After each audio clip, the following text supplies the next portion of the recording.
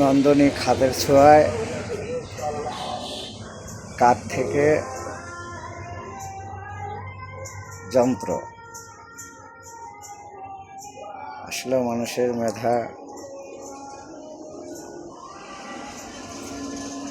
বিভিন্নভাবে প্রয়োগ করা যায়, যে যেভাবে করে।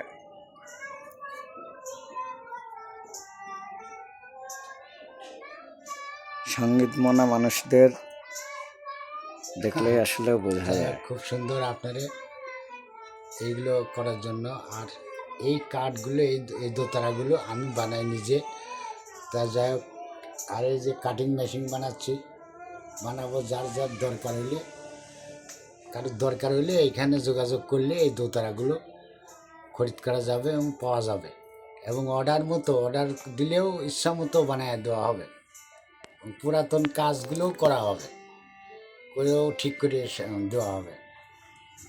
তো যাক, এখানে হলো এই ইয়েতে যোগাযোগ করলে আপনার এটা শিমুলিয়া কুটিপাড়া।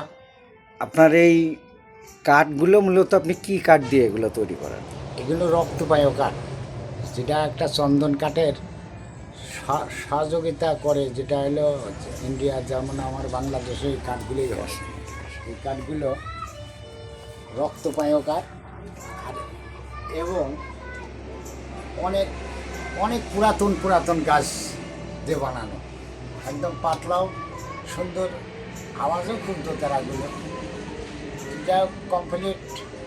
আপনি কতদিন ধরে এই দোতারার কাজগুলো করেন? এই দোতারা কাজগুলো তাও আমি 40 বছর ধরে তো অভিজ্ঞতা। এর ভিতরে টুকটাক করে আমি করেই আসছি।